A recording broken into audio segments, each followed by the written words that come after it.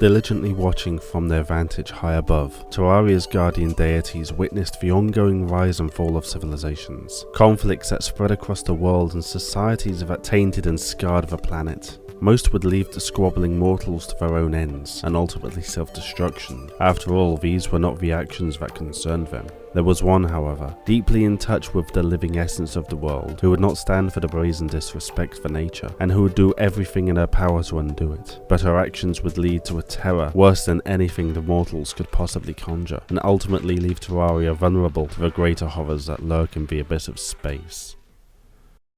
Gods had begun. Humanity had all players deep and challenging, with different is less likely to get me horribly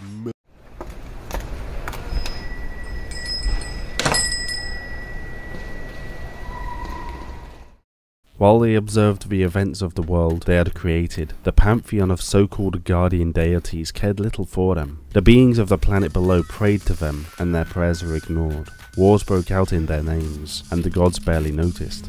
Cosmic nightmares would descend to their creation to have their own way, and the guardians did nothing. Some even consider that these lesser gods were willingly complicit in the ploys of their elder and outer brethren, while others feel that they simply did not care. That was true, at least for all bar one. Among the apathetic pantheon there was Astara, Terraria's one true guardian, an original god queen of the race of nymphs who would one day become the Dryads. She looked upon the damage being wrought by these young civilizations, the pollution they spewed into the air and waters, and deemed that something must be done about it. These mortal creatures deserved to live as much as anything else though, and in their own way displayed ingenuity and creativity that could develop into something wondrous. Even so, to continue as they did would result in their own annihilation before they could fully explore their own potential. To help these burgeoning societies as much as the world at large, Astara deemed that each year there would be a time of cleansing and rebirth, a time when the air would be purged of toxins and new life would spring from the ground. To assist her in these efforts, during these periods she would grant a degree of power to one of the critters of Terraria, a symbol of new life and purity, the humble rabbit. Astara would name these new part-time custodians Lepus, and their power would be to rapidly replicate and consume the pollution spread during the preceding year. For some time the yearly rite of rebirth occurred with astounding results. The air was cleaner, the waters were clearer, and all life was healthier.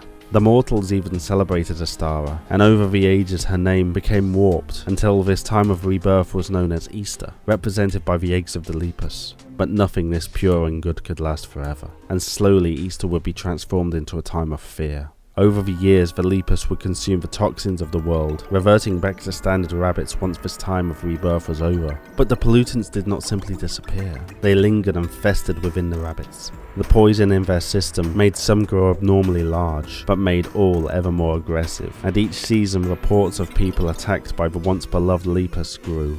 In time, the problem became so great that Astara herself stepped in to put a stop to it, but even she could only dampen the aggression. Soon enough, the Lepus would actively begin consuming the civilizations they were meant to save.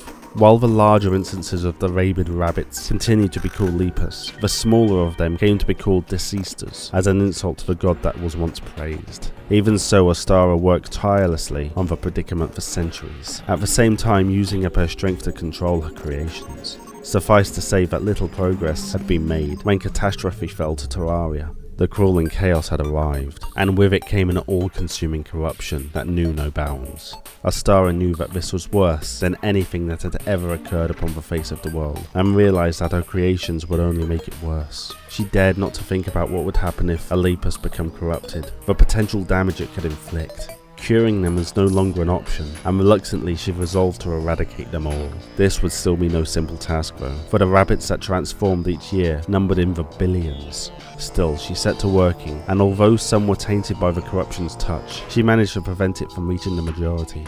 Wiping Terraria clean of the creatures would take an immeasurable amount of time, beyond the death of the crawling chaos, and well into the time of the champion. But eventually the last Lepus was culled, and Astara could finally rest.